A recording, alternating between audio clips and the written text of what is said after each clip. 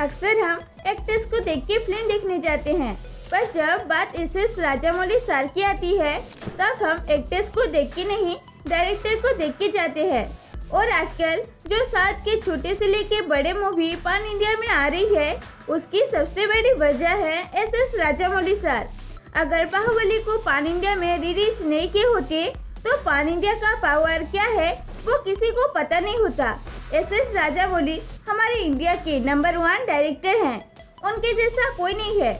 उनका फिल्म बनाने का स्टाइल और उनके फिल्म्स काफी अमेजिंग और हटके होते हैं। बाहुबली और RRR के बाद राजामौली सर की नेक्स्ट मूवी के लिए हर कोई बहुत ही ज्यादा एक्साइटेड है, पर अभी तक फिल्म की ऑफिशियल अनाउंसमेंट भी नहीं हुई है। लेकिन फिर भी फिल्म को लेके इतनी हाइप है क्योंकि ये फिल्म राजामौली सर बनाने वाले हैं। पर क्या आपको पता है, राजामौली सर इतने अमेजिंग डायरेक्टर होने के बाद भी एक्टर उनके साथ काम करने से डरते हैं, क्योंकि कहा जाता है SS राजामौली सर के साथ जो भी एक्टर फिल्म बनाता है उस एक्टर की आगे की फिल्में बुरी तरह से फ्लॉप हो जाती है। तो चलिए आज बात करते हैं इन बातों में कितनी सच्चाई है। क्या सच में राजामौली सर के साथ काम करने की वजह से एक्टर्स की फिल्में फ्लॉप हो जाती है? राजामौली सर की पहली मूवी थी स्टूडेंट नंबर 1, जिसमें जूनियर NTR लीड रोल में नजर आए थे। ये मूवी बॉक्स ऑफिस पे ब्लॉकबस्टर साबित हुई और तेलुगु सिनेमा की हाईएस्ट ग्रेसिंग मूवी बन गई। लेकिन इसके बाद NTR की लगातार 4 फिल्में फ्लॉप हो गई, जिसके बाद जूनियर NTR फिर से 2003 में राजामौली सर के साथ एक न्यू फिल्म बनाई जिसका नाम था सीमांद्री। ये मूवी बॉक्स ऑफिस पे हिट हुई, मगर फिर से जूनियर NTR की एक के बाद एक मूवी फ्लॉप जा रही थी।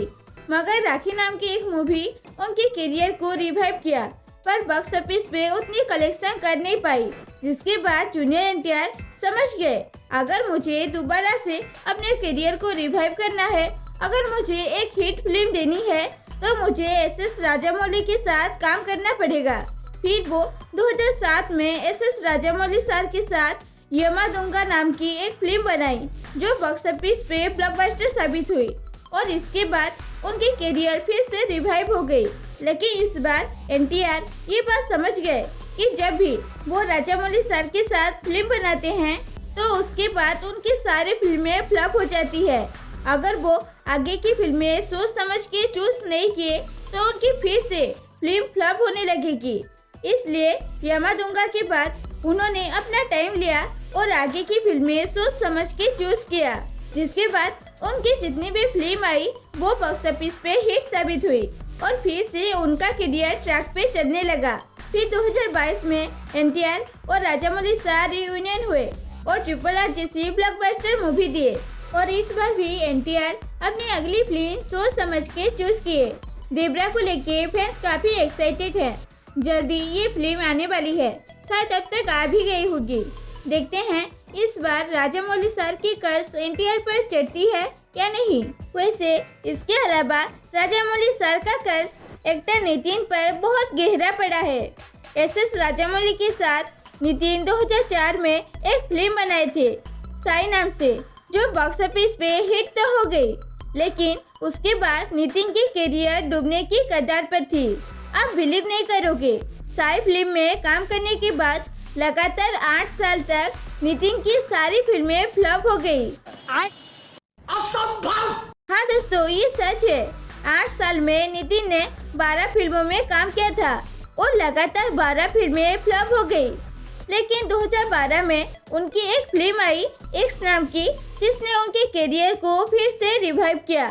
फिल्म बॉक्स ऑफिस पे सुपर हिट साबित हुई।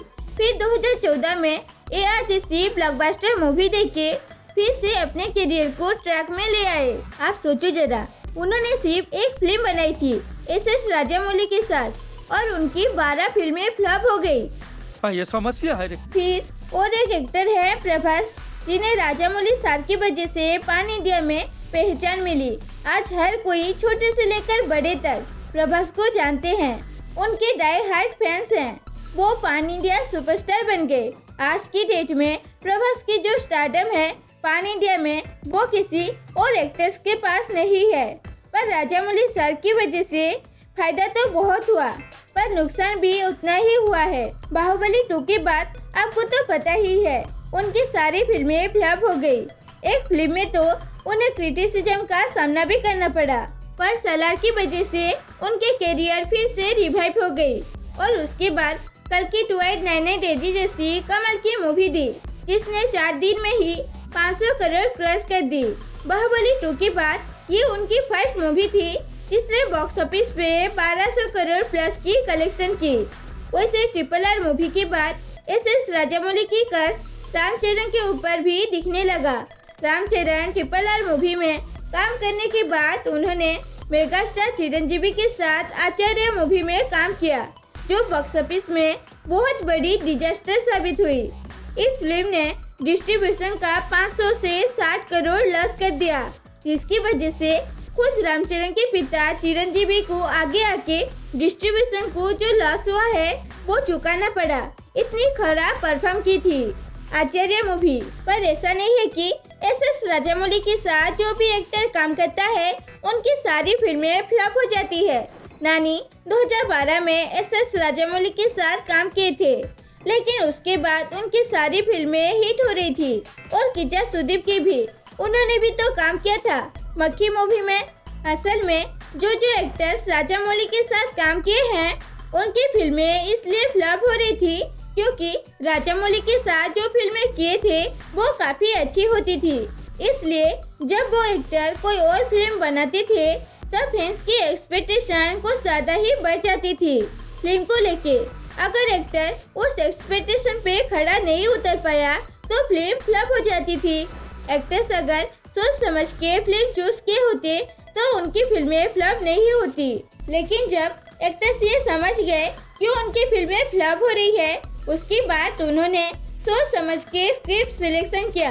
वैसे नानी की स्क्रिप्ट सिलेक्शन काफी अच्छी होती है, इसलिए मक्खी मूवी के बाद भी उनकी कोई भी फिल्म फ्लॉप नहीं हुई।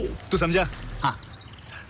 नहीं, तू समझा नहीं। यानी कि ये राजामौली सर की कोई कष्ट नहीं है, ये एक्टर्स की लापरवाही है जिसकी वजह से उनकी फिल्में फ्लॉप होती है। तो आज के लिए इतना ही दोस्तों, मिलते हैं अगले वीडियो में। तब तक के लिए बाय बाय, टाटा, खत्म।